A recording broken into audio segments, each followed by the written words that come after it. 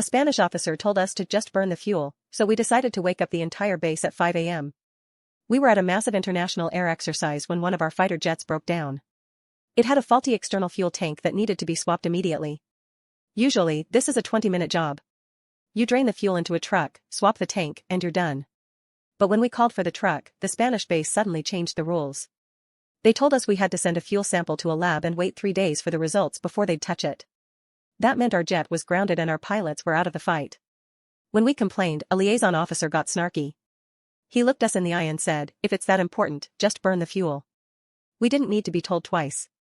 The next morning at 5:30 a.m., the base was dead silent. A light mist hung over the airfield.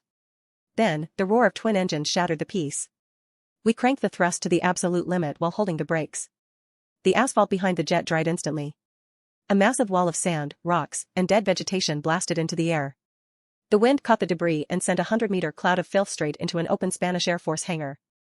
We burned through 1,700 kilograms of jet fuel in 25 minutes. By 7 a.m., the tank was replaced and the jet was mission ready. But the base commander was already screaming.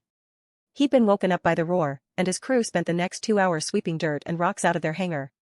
Strangely enough, the rules changed that same morning. We never had to wait for a fuel truck again. Moral of the story? Never give a smart aleck suggestion to a crew that has access to a fighter jet.